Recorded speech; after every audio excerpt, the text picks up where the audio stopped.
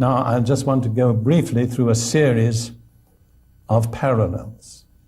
First of all, as I've said, the cause of desolation for both Israel and the church was disobedience and the rejection of God's word.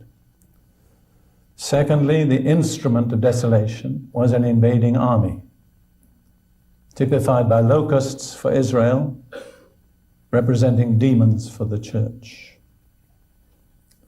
Now let's look at the motive for restoration. Why does God promise and grant restoration? And I think one of the clearest statements is in Ezekiel chapter 36, which we will be returning to later on in these meetings. But in Ezekiel 36, God promises to bring Israel back into their own land, to gather them from all nations, bring them back into their own land. And then he says, through his prophet, in verses 22 and 23, "Therefore say to the house of Israel, thus says the Lord God, I do not do this for your sake, O house of Israel. I'm not restoring you because you deserve it, but for my holy name's sake, which you have profaned among the nations wherever you went. And I will sanctify my great name, which has been profaned among the nations, which you have profaned in their midst. And the nations shall know that I am the Lord, says the Lord God, when I am hallowed or sanctified in you before their eyes." And what is God's motive? To restore the glory of his name. Don't ever begin to think that you deserve it. None of us deserve it. We're totally undeserving.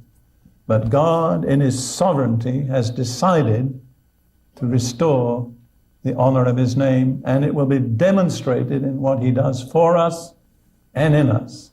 In other words, we, his two peoples, will become a demonstration of God's faithfulness and holiness, wisdom and power to all nations.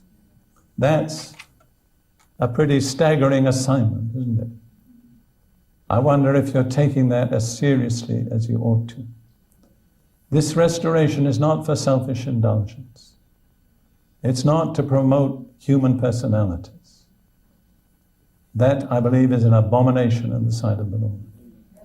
And wherever men are raised up and take the place that belongs only to Jesus, God withdraws his blessing. And that, unfortunately, is a problem that is extremely prevalent in the United States. And then, as I've emphasized before, but I want to say it again, restoration is a sovereign intervention of God. Now, my definition of the word sovereign is this. It means God does what he wants, when he wants, the way he wants, and he asks no one's permission. He doesn't say when the churches agree, or when the bishops consent, or when the United Nations endorses. He just says, I'm going to do it. And he's not waiting for anyone's permission. And he says, again, the same chapter of Ezekiel 36, verses 24 through 30, that is 7 verses. I counted in Hebrew, and God says, I will 18 times in 7 verses. And he never gives any other reason except his will.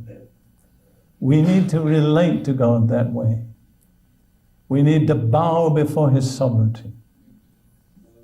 In the church that I referred to in Jerusalem, they have a very beautiful worship.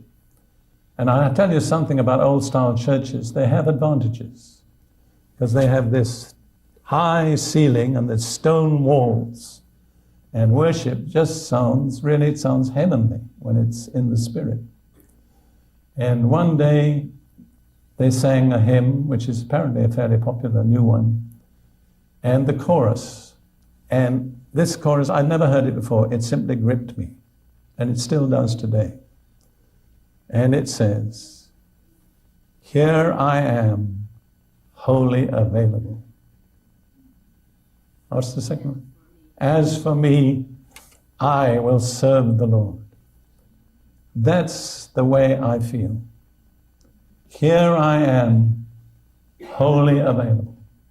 Lord, I make no conditions, no stipulations. I'm just available. You see, a totally false concept of worship has crept into the charismatic movement, which makes worship a kind of entertainment. Worship and entertainment are totally opposites. I don't believe entertainment is really for God's people, myself. Under the Old Covenant, Israel had a whole lot of singing and worship and playing, and I think that's one reason why the Jewish people are still so musically talented today. But it was not entertainment. They were all participating. There were no spectators. I've heard people say, I go to that church because of the worship. It's like it's a performance that is put on for 2 hours every Sunday morning. That's got nothing to do with worship. Worship is the total surrender of your being to Almighty God, expressed in the acts of worship. And worship is not 2 hours on Sunday morning. It's a lifestyle. If you don't worship God in your bedroom, worshiping Him in church is just hypocrisy. You know what the word hypocrite means? It's a Greek word, it means an actor. Hypocrisy is being an actor. And there's a lot of professional actors in the church today who can put on an act when it seems appropriate. That's not what God is looking for. I'm reminded of something that I had no intention of mentioning, but in 1 Corinthians chapter 6, Paul says something pretty frank. I don't know whether you've noticed that the Bible is a frank book. It calls a spade and not an agricultural implement. And in this chapter, Paul says, he who is joined to a prostitute is one flesh. Then he goes on, but he who is joined to the Lord is one spirit. Now, it's a shocking comparison, but Paul did it deliberately. You can have the carnal, fleshly union with a woman, but the spiritual alternative is to be one spirit with God. Not one soul, not one body, because neither the soul nor the body can be united with God. Only the spirit. That, I believe, is worship. It's being united in spirit with God. And as I understand it, that is the highest activity of which a human spirit is capable. And let me say, I'm saying all sorts of things I didn't plan, but pray for worship leaders, because they are probably number one on Satan's hit list.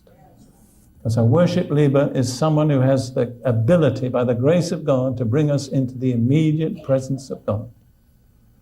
And therefore, Satan hates them. And I love them. I basically love what Satan hates and hate what Satan loves.